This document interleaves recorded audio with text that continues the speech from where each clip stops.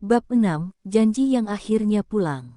Pagi itu, kabut tipis menyelimuti jalanan menuju pantai selatan. Mira mengemudi perlahan, mengikuti arah koordinat dari surat terakhir Arga. Udara terasa lembab, aroma laut semakin tajam seiring mobilnya mendekat. Di kursi samping, map berisi semua surat Arga tergeletak rapi. Aku akan menyelesaikan ini, Ga, bisiknya pelan, menatap laut di kejauhan yang berkilau seperti kaca di bawah sinar matahari pagi. Rumah di tepi laut itu berdiri sunyi. Cat putihnya mulai mengelupas, tapi taman kecil di depannya masih terawat. Seolah ada seseorang yang sering datang merawatnya. Mira turun dari mobil, langkahnya pelan tapi penuh tekad. Angin laut meniup rambutnya, dan entah kenapa, setiap hembusan terasa seperti sapaan lembut dari masa lalu. Ia mengetuk pintu, dan tak lama kemudian, seorang perempuan berusia sekitar 30-an membuka pintu. Perempuan itu tersenyum lembut. "Kamu Nira?" "Ya." Mira mengangguk pelan, dadanya berdebar. "Kamu Dira?" Perempuan itu mengangguk, matanya tampak berkaca-kaca. "Masuklah. Aku sudah menunggumu." Suaranya tenang, tapi ada kesedihan yang jelas di sana. Mira melangkah masuk, menatap sekeliling, setiap sudut rumah itu penuh foto laut, lukisan, dan aroma wangi kayu yang khas. Dira menyuguhkan teh hangat. "Aku janji sama Arga, kalau suatu hari kamu datang, aku harus jujur tentang semuanya." Mira menatapnya tajam, tapi suaranya pelan. "Tentang apa?" Dira menghela napas panjang. "Tentang alasan kenapa dia menyembunyikan sakitnya, dan kenapa dia ingin kamu membencinya." Dira membuka sebuah album foto dari tas kecil di samping kursinya. Di sana, Mira melihat foto-foto Arga sedang dirawat di rumah sakit, senyumnya lemah, tapi matanya masih hangat. "Aku dulu perawat sukarela di bangsal onkologi. Arga pasienku yang paling keras kepala," ujar Dira lirih. "Dia sering bilang, aku harus sembuh, karena istriku nggak boleh tahu aku sakit. Tapi di bulan-bulan terakhir, dia sadar itu nggak mungkin." Mira menggigit bibirnya, menahan tangis. "Kenapa dia nggak bilang apa-apa padaku? Kenapa harus berbohong?" Dira menatapnya lembut. "Karena dia tahu kamu terlalu mencintainya. Dan dia takut cintamu justru akan hancur kalau kamu harus melihatnya melemah sedikit demi sedikit." Air mata mengalir di pipi Mira, membasahi tangannya yang menggenggam cangkir teh. "Dia pikir dengan membuatmu membencinya, kamu bisa belajar hidup tanpanya." Dira lalu memberikan sesuatu, sebuah rekaman video terakhir. "Dia merekam ini 2 hari sebelum meninggal. Katanya, kalau kamu datang ke sini, berarti kamu sudah siap menerima semuanya." Tangan Mira bergetar saat menekan tombol play. Di layar, wajah Arga muncul. Lebih kurus, tapi masih dengan senyum yang sama yang dulu selalu membuat Mira tenang. "Mira," suara Arga parau, namun lembut. "Aku minta maaf karena harus pergi dengan cara seperti ini. Aku nggak kuat melihat kamu hancur. Aku ingin kamu bahagia, walau tanpa aku. Tapi kalau kamu nonton video ini, berarti kamu masih ingat janji kita untuk saling memaafkan." Arga menunduk sejenak, lalu menatap kamera. "Aku titipkan satu hal padamu, teruslah hidup, dan jangan biarkan kenangan tentangku menghentikan langkahmu." Mira menatap layar dengan air mata yang terus mengalir. "Kamu jahat, Ga, tapi aku nggak bisa berhenti sayang," bisiknya di antara isak. Dira duduk di sebelahnya, menggenggam tangannya. "Dia selalu bilang kamu perempuan paling kuat yang pernah dia kenal. Dan dia percaya kamu akan menemukan alasan baru untuk tersenyum." Mira memandang laut dari jendela besar rumah itu. "Dia suka laut, ya?" tanya Mira pelan. Dira mengangguk. Dia bilang, laut itu tempat di mana segalanya berawal dan berakhir. "Di sini dia minta abunya ditebarkan.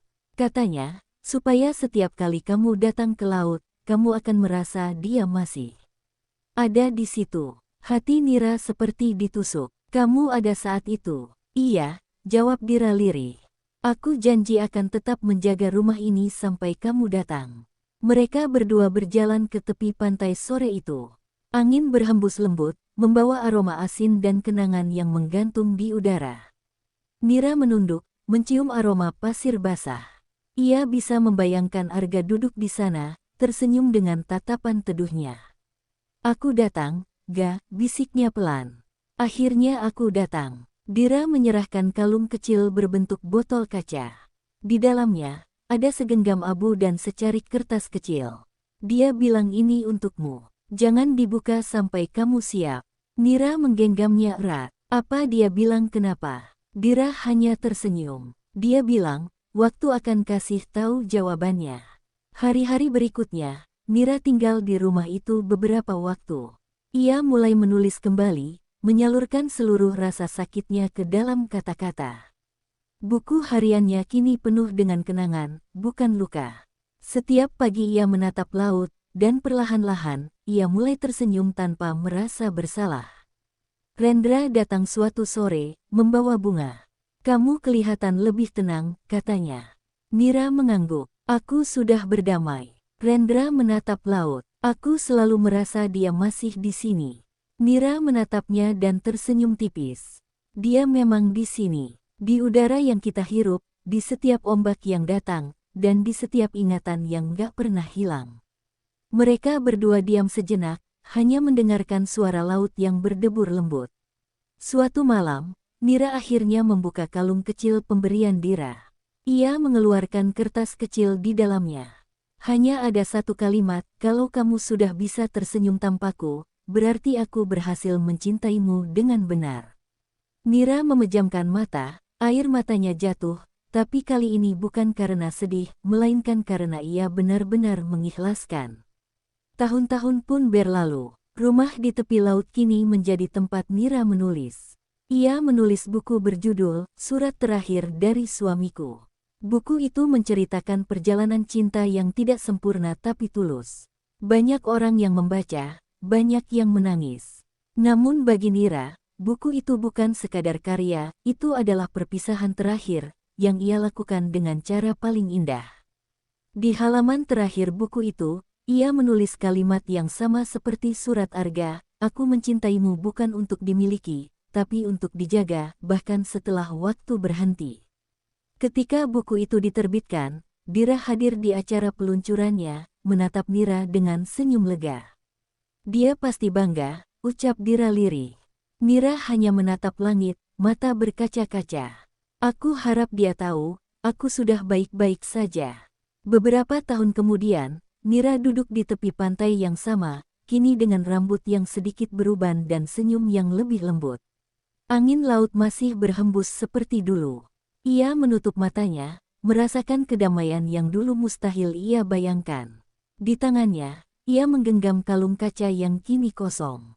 Terima kasih, Ga, untuk semua cinta yang gak pernah selesai, bisiknya.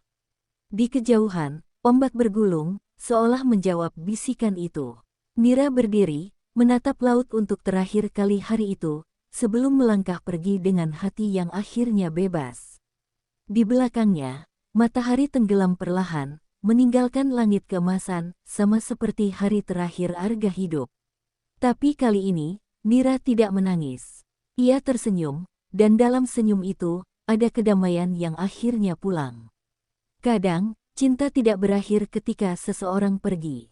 Cinta justru mulai terasa, ketika yang kita cintai sudah tak lagi di sisi. Mira pernah percaya, perceraiannya adalah akhir dari segalanya. Ia mengira, suaminya mengkhianati cinta mereka, meninggalkannya demi seseorang yang lain. Namun takdir memiliki cara yang tak terduga untuk memperlihatkan kebenaran. Dari sebuah hotel tempat mereka dulu berbulan madu. Dari seorang resepsionis yang berkata, aku sudah lama menunggumu. Hingga surat demi surat yang perlahan membuka rahasia besar di balik perpisahan mereka. Arga tidak pernah benar-benar pergi karena bosan. Bukan juga karena wanita lain. Tapi karena ia tahu, waktunya di dunia ini tak lama lagi. Ia memilih menjadi sosok yang dibenci, agar Mira bisa hidup dengan lebih kuat tanpa dirinya. Dan lewat Rendra, sahabat yang diam-diam membantu menyembunyikan segalanya. Hingga Dira, perempuan yang setia menemani Arga di masa terakhirnya. Mira akhirnya tahu, bahwa cinta sejati bukan tentang siapa yang bertahan di sisi kita, melainkan siapa yang tetap menjaga kita bahkan dari kejauhan, meski dengan cara yang paling menyakitkan. Di rumah tepi laut yang dulu menjadi tempat terakhir Arga menghembuskan napas, Mira menemukan rekaman suaminya. Rekaman yang menjadi jembatan antara luka dan keikhlasan. Arga berkata, "Kalau kamu bisa tersenyum tanpaku, berarti aku berhasil mencintaimu dengan benar." Dan hari itu, Mira menangis. Bukan karena kehilangan, tapi karena ia akhirnya paham bahwa cinta tidak selalu harus dimiliki. Cinta kadang cukup untuk dijaga dalam kenangan, dalam doa, dan dalam setiap langkah yang membuat kita tumbuh lebih kuat. Bertahun-tahun kemudian, Mira menulis buku berjudul Surat Terakhir dari Suamiku. Sebuah karya yang lahir dari luka, tapi berakhir dengan ketenangan. Ia belajar bahwa beberapa perpisahan bukan hukuman, melainkan bentuk cinta paling tulus, cinta yang rela pergi agar yang lain bisa bahagia. Kini, setiap kali Mira menatap laut, ia tidak lagi menangis seperti dulu. Ia tersenyum, karena tahu Arga masih ada. Bukan di dunia yang sama, tapi di setiap hembusan angin yang menepuk bahunya dengan lembut. Cinta sejati tidak selalu harus memiliki akhir yang indah.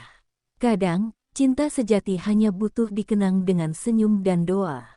Karena yang pergi tidak selalu hilang, dan yang tertinggal tidak selalu sendiri.